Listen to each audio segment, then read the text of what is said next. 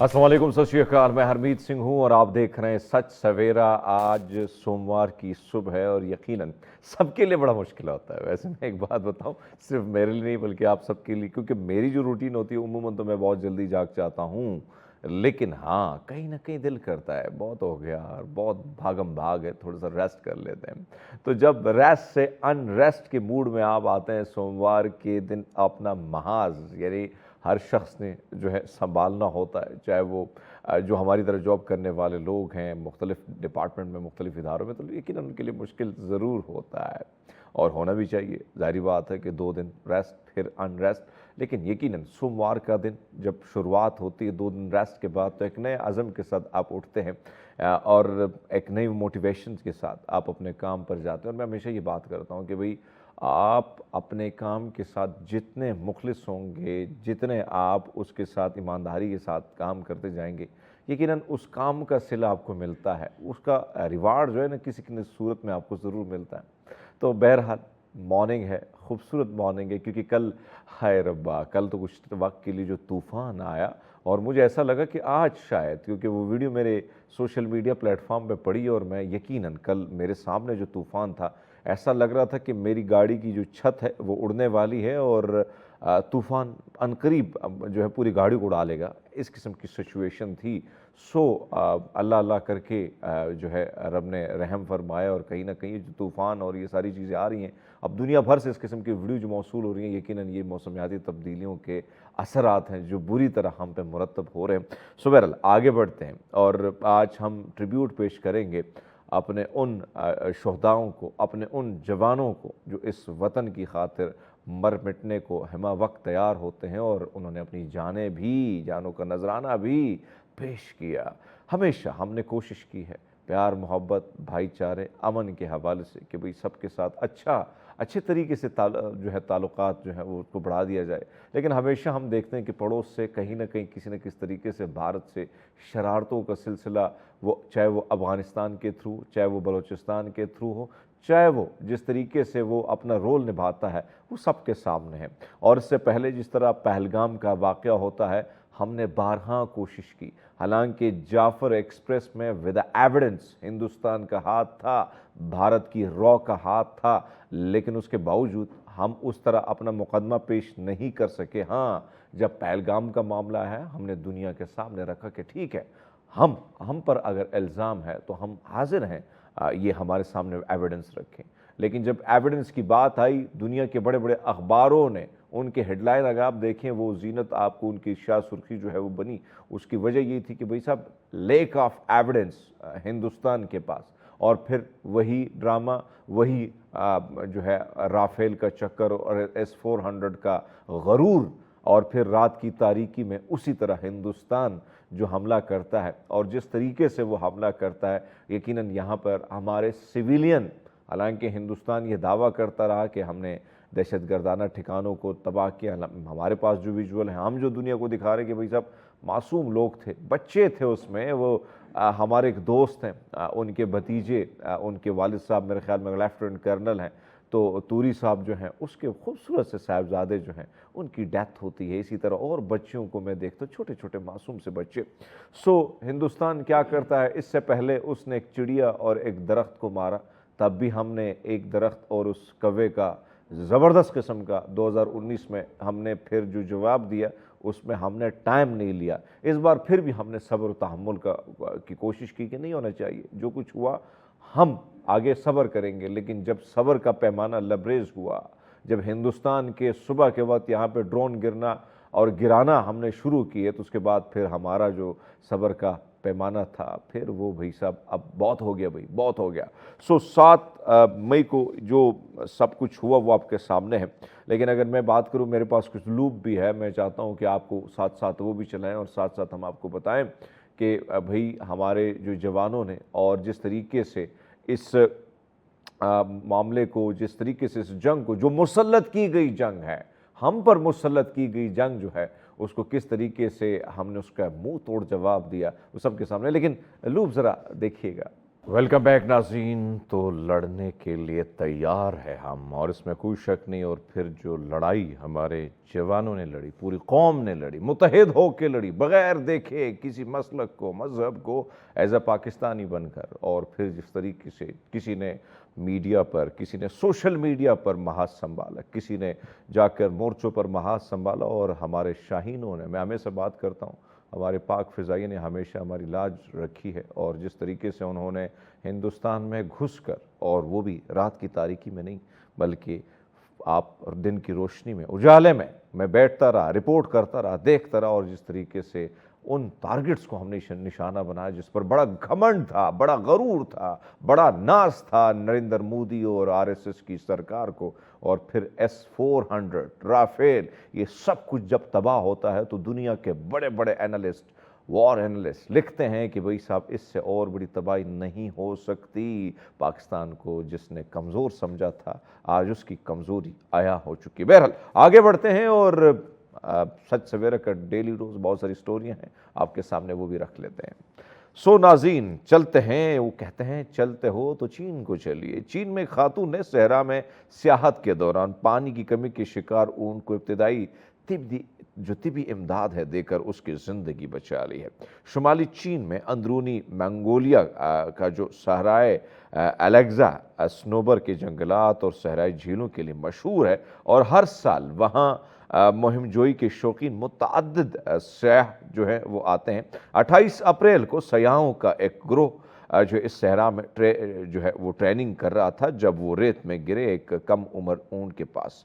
सो वो देखा, और ऊँट की ये नस्ल मंगोलिया यानी वस्ती एशिया में पाई जाती है, और इसका जो साइज़ है वो काफ़ी डिफरेंट है, थोड़ा सा स्टाइल इसका, यानी जो क्या उसे कहते हैं, पूरी साख्त। लेकिन कहते हैं कि ये जो बालिग ऊँट है, इसको पानी के बगैर 1 माह तक ज़िंदा ये रह सकता है। मगर सहरा में मिलने वाले ऊँट के बारे में एक सयाह ने अंदाज़ा लगाया कि उसकी उम्र सिर्फ 3 साल है। इस ग्रुप की सरवाई करने वाली 30 साला हैर ने फौरी तौर पर उनका जायज़ा लिया, और इन्हें इल्म हुआ कि वो पानी की कमी के बायस जो है वो गिरा हुआ है। खातून ने मुतअद्दिद बोतलों का पानी ऊँट के मुंह में डाला और उसे निगलने में मदद की। इसके बाद उन्होंने एहतियात से ऊँट को जो है अकड़ जाने वाली टांगों को सीधा किया और उसे खड़ा होने में मदद दी। मैं अप्रिशिएट करता हूँ ऐसे वक्त कि जब आपको इल्म में हो कि एक जानवर भी मुश्किल हालात से गुजरा, आप उसको उस तरह उसका ख्याल रखें, तो ये बहुत बड़ी बात हो सकती है। पड़ोसन के बिल्ले को खाना खिलाने पर थाना कचहरी जो है वो वहाँ पे मामला पहुँच गया। भाई एक 68 साल स्विस खातून को उनकी पड़ोसन ने अपने पालतू बिल्ले को मतवातिर खाना खिलाने पर अदालत में घसीट दिया। ताहम जितना ये केस गैर मामूली था, उसका अंजाम भी कुछ कम और अजीब गरीब नहीं निकला। दरख्वास्त गुज़ार ने कहा कि मेरी पड़ोसन ने मेरे पालतू बिल्ले को महीनों को तक जो है मुनज़्ज़म तरीक़े से खाना खिलाया, जबकि मैंने उन्हें तहरीरी तौर पर ऐसा करने से मना किया था। ये गैर मामूली वाक़या ज़्यूरिख में पेश आया, जहाँ एक खातून पर इल्ज़ाम है कि उन्होंने अपनी पड़ोसन का बलाचर यानी और उनको अपनी जानिब राग़िब करने की जो है 10 माह तक यानी कोशिश उन्हें की कि अब मेरे बिल्ला जो है अट्रैक्ट हो जाए, और ये पड़ोसन कब्ज़ा जमाना चाहती है। और फिर वहाँ पे मामला अदालत में जाके पहुँचा। लंदन की तरफ चलते हैं, और बरतानिया में फायर फाइटर्स को एक्शन में देखने की जुनून में मुब्तला एक नौजवान ने क्या कर दिया, अपना ही घर जला दिया। 26 साला नौजवान जो है वो जेम्स ब्राउन को अपने ही घर 2 मरतबा लगाने के बाद जुर्म में 8 माह की कैद और 150 घंटे की मुफ्त समाजी खिदमत की सज़ा मिली है।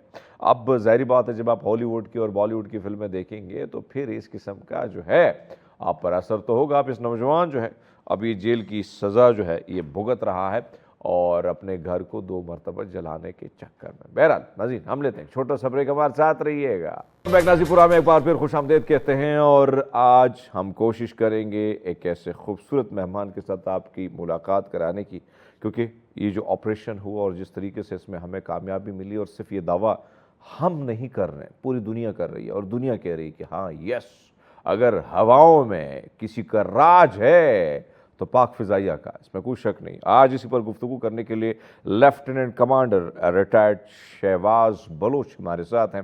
गुड मॉर्निंग, कैसे हैं आप? मैं ठीक हूँ, आप कैसे हैं? बड़े अरसे बाद आपसे मुलाकात जी। ہاں ایک چیز کا فرق ہے، باقی ویسے ہی یہاں پہ تھوڑا بہت ویٹ آپ نے گین کیا ہے شاید، میرے خیال میں لاہور میں پکوان بڑے لذیذ قسم کے ہوتے ہیں۔ شہباز آپ سے جو میں جاننا چاہ رہا تھا، ایک طرف تو یہ جو سب کچھ ہوا اور جس طریقے سے ہوا، حالانکہ پاکستان کی کوشش تھی کہ وہ یہ معاملہ افہام و تفہیم کے ساتھ سارٹ آؤٹ ہو جائے، لیکن ہندوستان ایک غرور میں تھا، اور وہ غرور، وہ تکبر پھر آپ کے سامنے کیا کہتے ہیں؟ شروعات جو ہوئی کیسے آپ نے دیکھی، اور پھر اس ساری صورتحال میں پاک فوج کس طرح اس کو دیکھ رہی تھی؟ میرے خیال سے تو اس میں جو انڈین گورنمنٹ تھی اور پرائم منسٹر مودی کی ایک رانگ اسیسمنٹ تھی۔ دیکھیں رانگ اسیسمنٹ کس چیز کی؟ دو تین چیزوں کی اسیسمنٹ جب بھی کوئی اس طرح کا ایگریشن کوئی ملک کرتا ہے دوسرے ملک پہ، تو انٹینٹ کی اسیسمنٹ ہوتی ہے اور ایک کیپیبلٹی کی اسیسمنٹ ہوتی ہے، ٹھیک ہے؟ کیپیبلٹی کی اسیسمنٹ میں جیسے اس ملک کے پاس کتنے ویپنز ہیں، کیا اس کی آرٹلری ہے، کیا اس کے پاس state of the art air power ہے، کیا چیز ہے، تو اس میں 5 to 10% کا مارجن ہو سکتا ہے ایرر کا، ٹھیک ہے۔ لیکن جہاں پہ سب سے بڑی غلطی ہوئی مودی گورنمنٹ سے وہ تھی انٹینٹ کی اسیسمنٹ۔ اچھا، وہ کیسے کہ انہوں نے یہ سمجھا کہ پاکستان ابھی سب سے ویک ہے اکنامکلی، پولیٹیکلی اور نیشنلی۔ پاکستان کے پاس کوئی نہ اس کی فوج کے پاس نہ ان کے عوام کے پاس انٹینٹ نہیں ہے ہم سے لڑنے کا۔ سو میرے خیال سے یہ سب سے بڑا فیکٹر تھا جو ان کے ایگریشن کا باعث بنا، اور انہوں نے ایگزیکٹلی پلوامہ 2 کیا یہاں پہ، اگر آپ کو یاد ہو۔ یس ہاں، پلوامہ 2 ہی ہے بالکل۔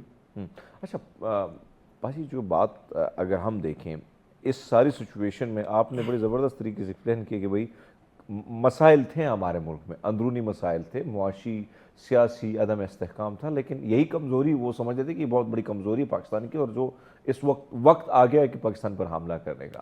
سر اس سے پہلے جعفر ایکسپریس کا معاملہ ہوتا ہے، اور میں نے شروعات میں بھی یہ بات کی کہ اس میں ہندوستان کی انوالومنٹ، ہندوستان کا پیسہ، ہندوستان جس طرح BRA BLA کو سپورٹ کرتے وہ بھی آپ کے سامنے ہے۔ اس معاملے کو آپ کو نہیں لگتا کہ کہیں نہ کہیں ہم تھوڑی کوتاہی ہم سے ہوئی، یا کوئی لیک آف پتہ نہیں کمیونیکیشن، یا اس کو دنیا بھر میں ہائی لائٹ کرنے میں، حالانکہ بہت بڑا حادثہ وہ بھی تھا؟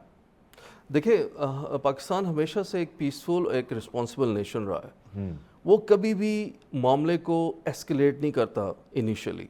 جب یہ جعفر ایکسپریس کا واقعہ ہوا، اور پاکستان نے ایسا نہیں ہے کہ انٹرنیشنلی اس کو نہیں رکھا، پاکستان کے پاس ایویڈنس بھی تھے، سارا کچھ تھا، اور انہوں نے انٹرنیشنل جو کمیونٹی تھی اس کے سامنے اس معاملے کو رکھا، اور اس کے پاس ثبوت تھے کہ را کی اس میں انوالومنٹ ہے۔ لیکن ہم نے انڈیا کی طرح ایک one sided conflict story create کر کے ہم نے ایگریشن نہیں شروع کر دیا، معاملے کو ایسکلیٹ نہیں کر دیا، کیونکہ اس کے پیچھے انڈیا کا ایک پولیٹیکل آبجیکٹو تھا۔ اگر آپ دیکھیں بہار کے راجیہ سبھا کے الیکشن ہونے والے تھے، تو چونکہ Modi government is habitual of these kind of stents, تو انہوں نے اس چیز کو بیس بنا کے، دیکھیں غزہ میں کیا ہوا، پیلسٹین میں کیا ہوا، اسرائیل نے ایگریشن کیا 7 اکتوبر کے بعد، تو اسی طرح کا وہ ایک پلان امیٹیٹ کرنا چاہتے تھے کہ پاکستان میں نے کیا کیا کہ پاکستان نے اڑتے ہوئے 5-6 سپر ہیروز ہائر کیے، وہ اڑتے ہوئے گئے 200-300 کلومیٹر انٹو پہلگام، جو ساری چیک پوائنٹس ہیں، سیکیورٹی چیک پوسٹ کو اڑاتے ہوئے، ان کو اوائڈ کرتے ہوئے، ان کو دھوکہ دیتے ہوئے وہاں تک پہنچے پہلگام کے اندر، اور انہوں نے 28 جو ہیں وہاں پہ ٹورسٹ کو مار دیا۔ اب یہ چیز بلیو کرنے والی ہے، اور یہی سوال تو اندر ہی اٹھایا جا رہا ہے ہندوستان کے اندر۔ آپ نے دیکھا لیفٹیننٹ جنرل MBS کمار نے کو کیوں فائر کیا گیا؟ اس کو اس لیے فائر کیا گیا کہ اس نے کہا کہ this was an inside job, کیونکہ اس کی جو آرمی، انڈین آرمی کو بلیم کیا جا رہا تھا اس سارے معاملے کے اوپر، تو اس نے سچ بول دیا، جس کی وجہ سے اس کو ناردرن کمانڈ سے ہٹا دیا گیا۔ اور اس کے ساتھ ساتھ آپ کے سامنے جو ان کے DG انٹیلیجنس تھے رانا، لیفٹیننٹ جنرل رانا، ان کو اس لیے ہٹا دیا گیا کہ انہوں نے وہ جو ای میل تھی وہ لیک ہو گئی، جس کے اندر لکھا ہوا تھا کہ آپ نے پاکستان پہ جو ایگریشن اور جو میڈیا وارفیئر سٹارٹ کرنی ہے وہ 36 گھنٹے کے بعد سٹارٹ کرنی ہے، جو کہ وہ 10 منٹ کے بعد سٹارٹ ہو گئی، 5 منٹ بھی نہیں لگے، 5 منٹ بھی نہیں لگے۔ اور اس کے ساتھ ساتھ اب تو انٹرنیشنل میڈیا، جیسے آپ نے نیو یارک ٹائمز کا کل میں دیکھ رہا تھا، اس کے اندر وہ کہہ رہے تھے کہ جتنی بھی میڈیا وارفیئر انڈیا کی سائڈ سے ہوئی ہے وہ ساری فیک تھی، ٹھیک ہے، فالس ہوڈ تھا وہ، اور اس کے اندر جیسے انہوں نے کلیم کیا کہ پاکستان کی نیوکلیئر سائٹ کو انہوں نے ڈیمیج کر دیا ہے، جس میں سے نیوکلیئر ریڈیشنز نکل رہی ہیں، کراچی پورٹ کو تباہ کر دیا سر گیا ہے۔ یہاں پہ کرکٹ اسٹیڈیم جو ہے وہ تباہ ہو چکا ہے، حالانکہ اس تباہ شدہ کرکٹ اسٹیڈیم میں کل میچ بھی کھیلا گیا۔ جی ایگزیکٹلی، یعنی ایک طرف تو اس ساری چیزوں کو جس طریقے سے ان کی میڈیا نے، اب میری کوشش ہے کہ سر پوری ساری چیزوں کو کور کیا جائے، میڈیا کا اس میں سوری ایک میں آپ کا ایک پوائنٹ ہے، اس میں امریکن جو یونیورسٹی ہے اس کی پولیٹیکل سائنس کی اسسٹنٹ پروفیسر ڈاکٹر سمیترا، انہوں نے کہا ہے کہ اس دفعہ انڈیا کی credibility due to misinformation وہ ڈیمیج ہو گئی ہے، ان کے جو اتھینٹک جو چینلز تھے وہ بھی مس انفارمیشن اور ڈس انفارمیشن کا ایک وہ پلیٹ فارم بن چکے ہوئے تھے۔ اور اس کے ساتھ ساتھ اگر آپ نے جو انڈین اینکر تھے راج دیپ، انہوں نے اپولوجائز کیا بالکل کہ جی میں نے غلط اس میں کیا تھا کہ پاکستان کے 2 فائٹر ہم نے پلینز گرا دیے، اور اگر ہم نہ کہتے تو ہمیں گرفتار کر لیتے، تو ایگزیکٹلی ہاں جس طرح پاکستان میں ہوتا ہے۔ اچھا سر، جو بات ہم کر رہے ہیں یعنی اس ساری سچویشن میں میڈیا ایز اے رسپانسبل یہ پلر ہے، ہم تو کہتے ہیں، بے شک پاکستان میں بھی تھوڑا مفلوج کر دیا گیا، توڑا گیا، ادھر بھی توڑا گیا، لیکن اس ساری سچویشن میں پاکستان کے میڈیا نے اس کے باوجود، میں نے جس طرح کہا کہ ہم پر بڑے وار کیے ہیں، زخم ہمیں بہت لگے ہیں ہمارے میڈیا کو، اس ستون کو، لیکن اس کے باوجود جس سینسیبل رپورٹنگ ہمارے صحافیوں نے کی، پھر آپ اس وہاں کی رپورٹنگ کو دیکھتے ہیں، ان دونوں کو آپ کیسے کمپیئر کریں؟ جنگی صورتحال میں جو ایک پینک کریٹ کیا گیا ہندوستان کی میڈیا نے، اور آج ہندوستان کے لوگ ان سے سوال کر رہے ہیں کہ بھیا آپ سے تو پاکستانی بڑے سلجھے ہوئے بیٹھے لوگ ہیں۔ نہیں، آپ exactly this a very good question. آپ کمپیریزن کریں، پاکستان کا media was very responsible, very specific to the point, اور کوئی اس طرح کی چیز پاکستان کے میڈیا پہ نہیں آئی جو انٹرنیشنل میڈیا نے رپورٹ کیا ہے۔ آن دا کانٹریری آپ دیکھ لیں، جیسے میں نے ابھی ذکر کیا کہ نیو یارک ٹائمز جو دنیا کا سب سے آتھینٹک سورس ہے، برطانوی پارلیمنٹ، انہوں نے کہا کہ جو انڈین میڈیا نے اس خطے کو خطرے میں ڈالنے کی کوشش کی ہے۔ اب یہ 2 نیوکلیر وار کے درمیان یہ چیز چل رہی تھی، یہ کانفلکٹ چل رہا تھا، اور اس میں سب سے بڑی رسپانسبلٹی میڈیا کے اوپر تھی۔ اور اگر آپ میڈیا دیکھیں انڈیا کا، کراچی پورٹ پہ قبضہ تباہ کر دی گئی ہے، پاکستان کے جو جتنے بھی آئل ریزروز جو آئل تھے ان کو تباہ کر دیا گیا ہے، پاکستان کی نیوکلیئر جو سائٹس ہیں ان کو تباہ کر دیا گیا ہے۔ اس کے ساتھ ساتھ ہم نے دیکھا کہ چیف آف آرمی سٹاف کو وہ کر لیا گیا ہے، ان کو پکڑ لیا گیا ہے، گرفتار کر this kind of ridiculous thing. Exactly sir, اس ساری سچویشن میں جب ہم پر وار مسلط کی جاتی ہے، میں نے ہمیشہ بات کی کہ ہم نے ہمیشہ امن کے حوالے سے بات کی ہے اور امن کا پیغام دیا ہے، لیکن مسلط کی جاتی ہم پہ دہشت گردی، ایک طرف تو مسلسل جو ہم دہشت گردی سے لڑ رہے ہیں، 20 سال سے زائد کا عرصہ ہو گیا ہے کہ ہم مسلسل جانے دے رہے ہیں، اور ہر دن کہیں نہ کہیں کوئی بلاسٹ اور کہیں نہ کہیں ایسی چیزیں جو ہم کیونکہ آلریڈی ہیں اس چیز میں ہم، اور پھر اس قسم کی جنگ آتی ہے تو آپ ظاہری بات ہے نیوی میں آپ نے جو ہے آپ نے خدمات بھی سر انجام دی ہے، اور آج بھی مختلف انٹلیکچوئل جو ادارے ہیں یعنی انٹلیکٹ لیول کے جو لوگ ہیں ان کو انگیج رکھا ہے آپ نے، اور مختلف انسٹیٹیوشنز کو آپ ہٹ کرتے ہیں۔ اس ساری سچویشن میں بحیثیت ایک فوجی جوان آپ ماضی میں تھوڑا جائیں، اور اس قسم کی جب سچویشن آتی ہے تو نیوی کا کیا پورا رول ہوتا ہے؟ حالانکہ اس ساری سچویشن میں اگر ہم دیکھیں فضائیہ نیوی تھوڑے سے ہٹ کے ہوتے ہیں، بڑی فوج آگے ہوتی ہے، زیادہ تر میڈیا کوریج بھی ان کو زیادہ ملتی ہے، لیکن نیوی کے حالات کے حوالے سے ہم واقف نہیں ہوتے ہیں۔ سو آپ کیسے دیکھتے ہیں جب اس قسم کی وار ہوتی ہے؟ دیکھیں، نیوی ہمیشہ ایک سائلنٹ مجاہد رہی ہے، یہ ٹیگ تو اب آپ کو اس فور میں نیوی کو مل گیا، لیکن میں آپ کو بتاؤں وہ ایک مشہور کہاوت ہے کہ more you sweat in peace less you bleed in war. اب آپ دیکھیں کہ پاکستان نیوی نے کیا ایسی اسٹریٹجی اپنائی کہ انڈین نیول بیڑا جو تھا، جس میں ان کا سب سے اسٹیٹ آف جو INS وکرانت تھا، ٹھیک ہے، اس کو ہم نے پاکستان کے کوسٹل علاقے کے قریب، کراچی کے قریب آنے نہیں دیا، اس کی کل رینج میں آنے نہیں دیا. حالانکہ وہ ایک ایسا بدماش تھا جس کے ساتھ سارے اس کے چھوٹے یعنی کہ ڈسٹرائر فریگیٹس وہ موجود تھے جو 45 سے زیادہ شپس تھے. ٹھیک ہے، پاکستان نیوی نے کیا ایسی اسٹریٹجی کی کہ ان کو آگے ایک قدم بھی بڑھنے نہیں دیا. ان کو کیسے روکا؟ دیکھیں جب اس طرح کا موقع آتا ہے تو پاکستان نیوی کا ہمیشہ سے ایک ہی نعرہ رہا ہے، وہ یہ ہے کہ ہمتن تیار ہمتن ہوشیار. یعنی کہ آپ نے ہمیشہ پرو ایکٹیو اپروچ اپنانی ہے، ری ایکٹیو اپروچ نہیں اپنانی. اور یہ ہمارے chief of naval staff admiral Naveed Ashraf کا یہ ویژن ہے کہ ہم نے state of the art equipment کے ساتھ اپنے دشمن کو ہمیشہ کاری ضرب لگانی ہے اور ود فل ٹریننگ. پیس میں جو چیز سب سے کام آتی ہے وہ ٹریننگ کام آتی ہے آپ کی. اور اسی طرح جب یہ انڈین بیڑا نکلا ایئر کرافٹ کیریئر کو لے کے جس پہ 40 کے قریب فائٹر ایئر کرافٹس بھی تھے، اور ان کا پورا پلان تھا کہ ہم جب ناردرن سائڈ سے ہم فیل ہوں گے تو ہم ساؤدرن سائڈ سے کراچی پہ اٹیک کریں گے. لیکن جو ہماری اسٹریٹجیکلی ڈپلائڈ سبمرینز تھی انہوں نے اس انڈین ایئر کرافٹ کیریئر اور فلوٹیلا جس میں شپس بھی تھے، فریگیٹس بھی تھے، ڈسٹرائرز بھی تھے، ان کو آگے نہیں آنے دیا. کیونکہ جو شپ کو سب سے بڑا خوف ہوتا ہے سی میں وہ سب میرین کا ہوتا ہے. اور آپ یہ نہ بھولیے گا کہ ہنگور نے 1971 میں کیا کیا تھا. یہ وہ سب میرین تھی جس نے دو انڈین شپس ککری اور کرپان کو سمندر بوز کیا تھا اور سمندر کے نیچے بھیج دیا تھا. تو آئی تھنک یہ وہ چیز تھی، وہ ڈر تھا، وہ خوف تھا جس کی وجہ سے جو انڈین نیوی تھی وہ ہمت نہیں کر سکی کراچی پہ اٹیک کرنا. اچھا سر، اب ظاہری بات ہے ساری سچویشن میں ایک صورتحال آپ کے سامنے تھی کہ جس طریقے سے رات کو حملہ ہوا اور پھر صبح کے وقت جس طریقے سے میزائل ڈرون شروعات ہوئی، اور یہاں پہ ہم خود بھی پینک تھے، وہی کہاں وہ ڈرون آ کے گرائے بھی جا رہے تھے، کچھ گر بھی رہے تھے. جی یہ ساری صورتحال میں کیا یعنی سوچ بچار تھی، کیا پلاننگ ہم پہلے سے تیار کر چکے تھے کہ بھئی اب بس بہت ہو گیا، یا یہ رات جو حملہ ہوتا ہے اس کے بعد ہماری سوچ تھی، یا ہم نے بعد میں جو یہ ڈرون اٹیک ہوتے ہیں تو ہم نے اس معاملے کو پھر ایگریشن کے طور پر اس کو لینا تھا اور ہم نے ہر قسم کا حملہ جو ہے وہ کرنا تھا؟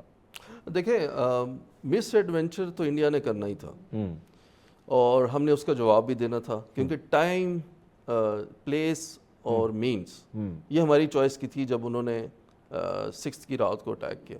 ٹھیک ہے، اور جب یہ ڈرون اٹیک ہوا، دیکھیں drone attack was a trap.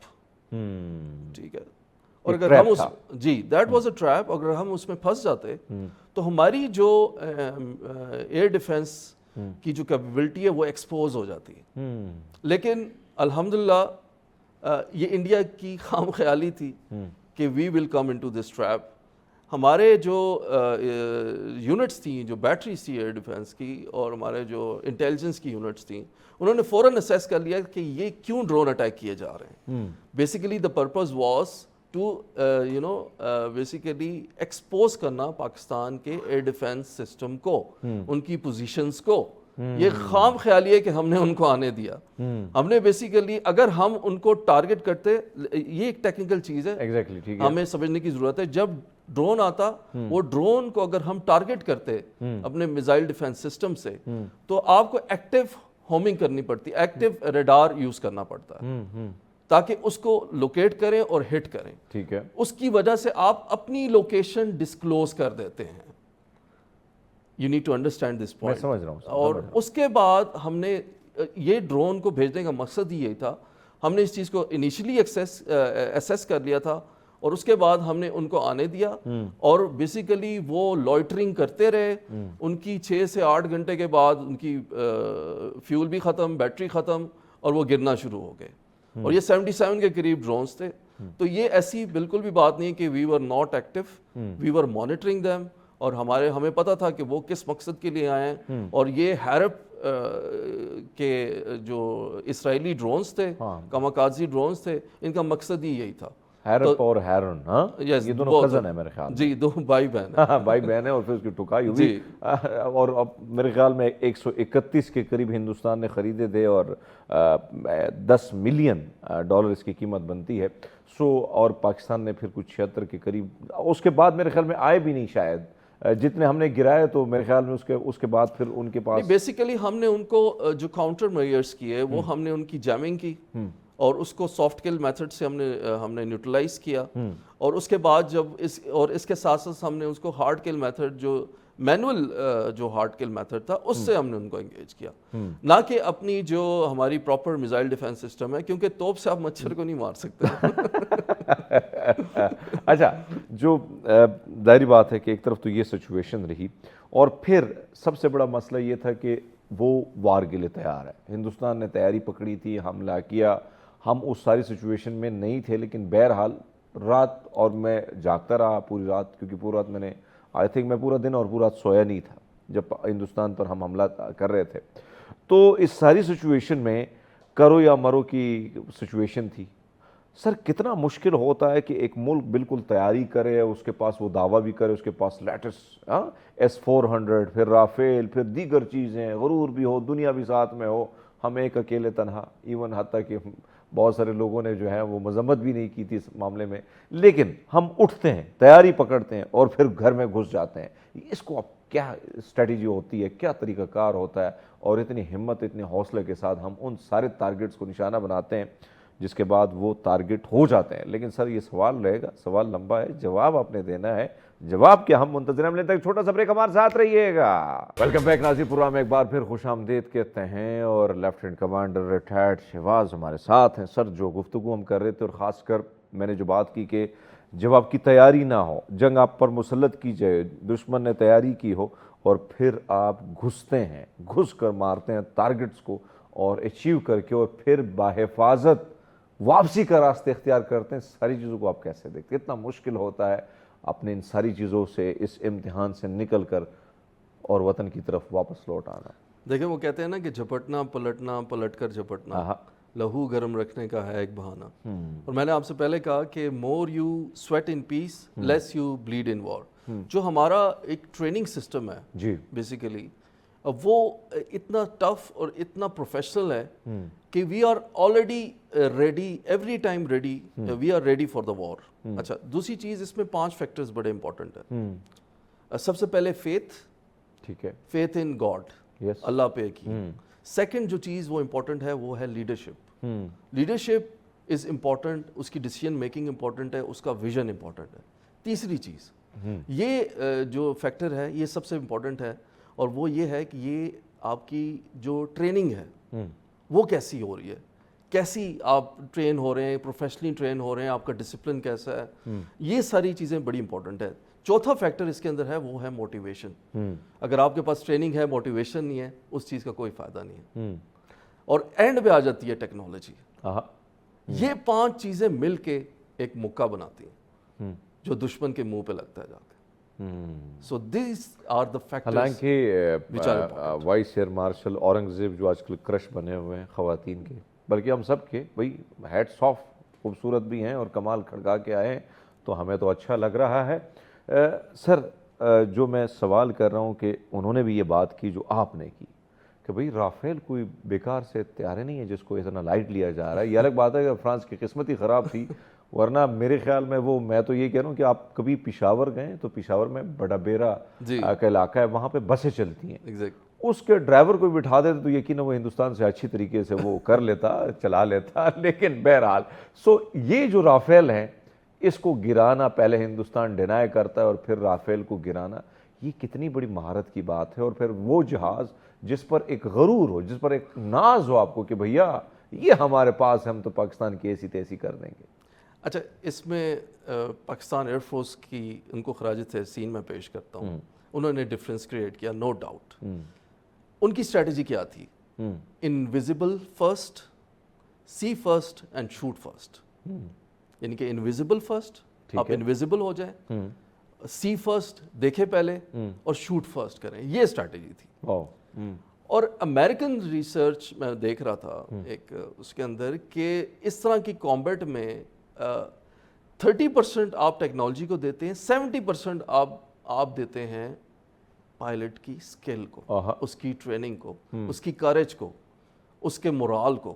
اب ہوا کیا اس کے اندر, آپ نے دیکھا ہوگا کہ رافیال کوئی برا ایئر کرافٹ نہیں ہے.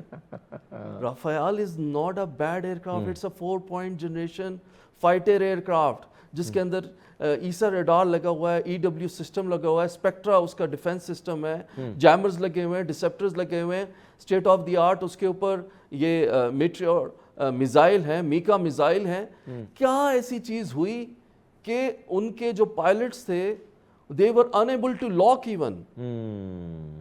آپ سارا کریڈٹ پاکستان کے فائٹر ایئر کرافٹس کو نہیں دے سکتے, فائٹر پائلٹس کو دینا چاہیے. فائٹر پائلٹس کو, جی ایگزیکٹلی, یہ وہ ڈفرنس ہے.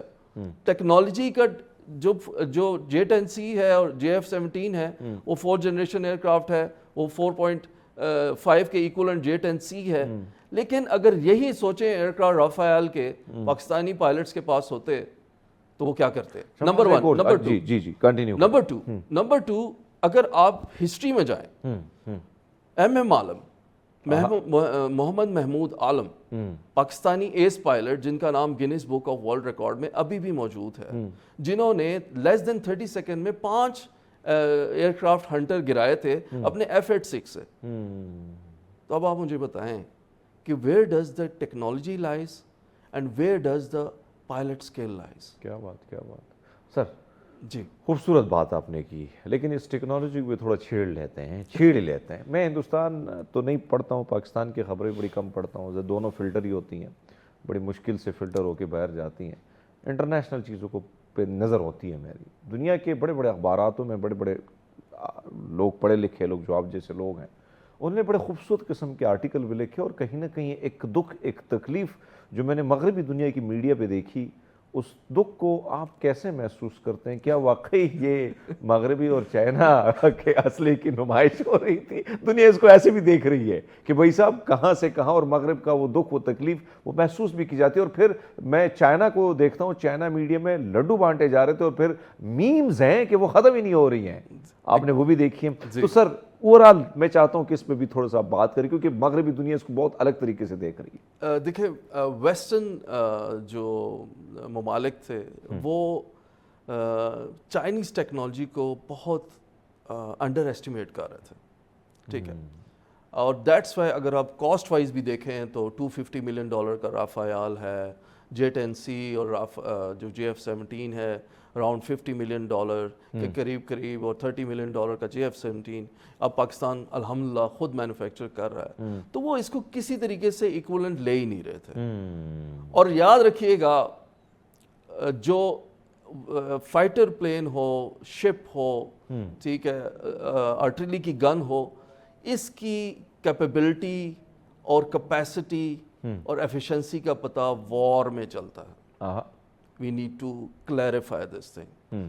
اور اس نے الحمدللہ جو پاکستانی اور جو چائنیز ایئر کرافٹ تھے JF-17, اب میں اس کو پاکستانی کہوں گا کہ پاکستان میں مینوفیکچر کر رہے ہیں JF-17 الحمدللہ, اور ساتھ ساتھ J-10C, ان کی جو ٹیکنالوجی تھی انہوں نے پروو کیا کہ یہ کسی سے کم نہیں ہے during this stand of between India and Pakistan on night of 6 مئی, جو کہ 125 جہازوں کی لڑائی تھی بیانڈ ویژول رینج, اور یہ ہسٹری میں پہلے ہوئی ہے. اب اس کو ایز اے کیس اسٹڈی لیا جا رہا ہے ویسٹرن ورلڈ کے اندر کہ یہ کیسے ممکن ہوا کہ پاکستانی اور وہ بھی چائنیز ایئر کرافٹ نے کیسے beyond visual range state of the art Rafale کو انویزیبل ہو کے دیکھ کے اور شوٹ کیا.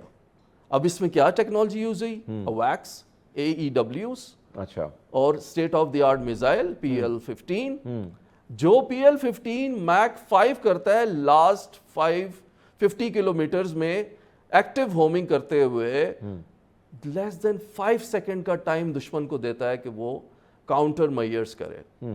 اب دنیا حیران ہے, جو رافیال کے کاؤنٹر میئرز تھے وہ ایکٹیویٹ کیوں نہیں ہوئے, وہ کیوں فیل ہو گئے اگینسٹ PL-15. تو یہ ایک بہت بڑا پیراڈائم شفٹ ہے. ایک اور چیز, یعنی ہندوستان آرٹیفیشل انٹیلیجنس کی ہم بات کریں تو انفارچونیٹلی میں اس پہ میں دکھی بھی ہوں، تکلیف میں بھی ہوں، لیکن اس کے باوجود جو ہم نے کیا وہ بڑا کمال کیا ہے۔ ڈیجیٹل ورلڈ میں ہم دنیا میں آپ کو پتہ ہے کہ کہیں نہ کہیں شارک بھی ہم نے بٹھا لی ہیں سمندر میں، انٹرنیٹ کے حالات بھی آپ کے سامنے ہیں۔ پھر اسی طرح اگر ہم دیکھیں تو دنیا میں 78 میرے خیال میں ممالک ہیں جو استعمال کرتے ہیں آرٹیفیشل انٹیلیجنس، اور دنیا آنے والی جنگیں اسی سے ہوں گی۔ پاکستان انفارچونیٹلی 72ویں نمبر پر ہے، 72ویں نمبر پر، اور پھر ہندوستان میرے خیال میں 9-10 میں آتا ہے۔ اس ساری سچویشن میں جس طریقے سے ہم نے ان کے سب کچھ ہیک کیا اور پھر 70% بجلی آف کر دی، ان کے میجروں کے، ان کے کرنیل جرنیلوں کے جو ہیں ویڈیوز ہم نے لیک کر دی، وہ والی ویڈیو نہیں سر یونیفارم میں۔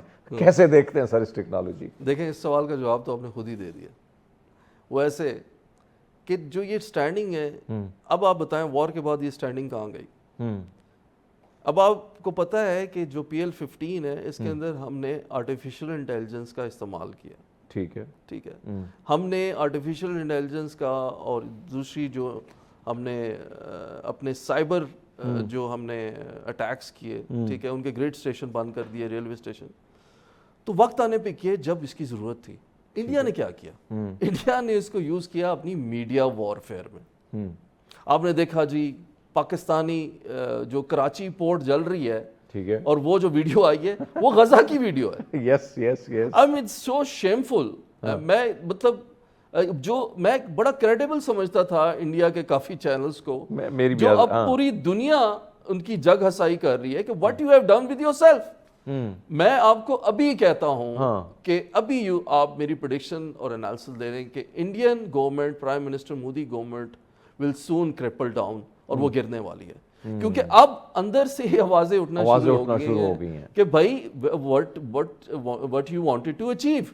آپ مجھے بتائیں رافائل کی ڈیل میں 7.2 ملین یوروز کا کمیشن آپ نے کیوں لیا؟ آپ نے کھایا کیسے؟ گھوٹالہ کیا؟ How it happened? رافائل کیوں فیل ہوئے؟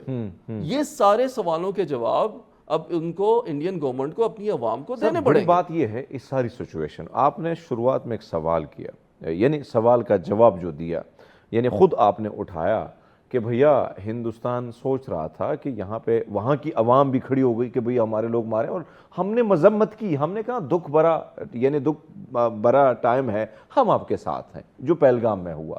آپ نے اپنے لوگوں کو قربانی کا بکرا بنایا، یعنی ہندوستانی نریندر مودی ہمیشہ جب الیکشن آتا ہے تو اپنے لوگوں کو بلی کا بکرا بنا کے اسی طرح کرسی پر بیٹھ جاتے ہیں۔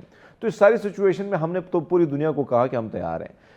عوام جو RSS کے لوگ ہیں وہ زیادہ بڑے ایکٹیو، پاکستان کو تباہ کرو، یہ کرو، وہ کرو۔ اس کے بعد ان کی سوچ بھی وہی تھی جو آپ نے فرمایا کہ ادھر سب کچھ ایک صورتحال یہ تھی کہ عدم استحکام تھا ہر صورتحال میں، لیکن جو پاکستانی عوام نے جس طریقے سے متحد ہو کر، اور پھر وہی جماعت جو اس وقت بہت پیچھے کر دی گئی ہے، اس کے باوجود سب سے زیادہ سوشل واریر اس کے ایکٹیو تھے، اعداد و شمار آپ نے ٹی وی پہ بھی دیکھے ہوں گے۔ کیسے دیکھتے ہیں ہمارے اس اتحاد کو، اور کتنی ضرورت ہوتی ہے اس جیسے سچویشن میں ان اتحاد کا اکٹھا، یعنی عوام کا اکٹھا ہونا؟ دیکھیں پاکستانی نیشن اس کانفلکٹ کے بعد ثابت ہو گیا از اے ڈگنیفائڈ نیشن۔ پاکستانی نیشن کے اندر ایک اب سیلف پرائڈ ہے، ٹھیک ہے، پاکستانی نیشن ایک یونیفائڈ نیشن ہے۔ انڈیا نے یہ سوچا چونکہ اب بلوچستان بھی ان کے ہاتھ سے نکل گیا ہے، وہاں BLA کی انسرجنسی ہے، KPK جو ہے وہ آزادی کا اعلان کرنے والا ہے، اور یہ ساری جب انہوں نے میڈیا وارفیئر سٹارٹ کی، وہ Pakistan is weak in nationalism, Pakistani عوام اپنی فوج کے ساتھ کھڑی تھی، ہے اور رہے گی، irrespective of political differences۔ جب ایک گھر میں، میں آپ کو مثال دیتا ہوں، گھر میں میری اپنے بھائی سے لڑائی ہو جاتی ہے، ٹھیک ہے، لیکن اس کا یہ مطلب نہیں ہوتا کہ میں باہر جا کے رات کو اپنے گھر کی رکھوالی نہ کروں۔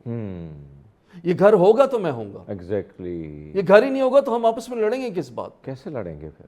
اور یہ بیوٹی ہوتی ہے ڈیموکریسی کی کہ آپ آپس میں لڑیں، اور میں آپ کو یقین دلاتا ہوں کہ آنے والے دنوں میں پاکستان اب internationally talk of the town بن چکا ہوا ہے۔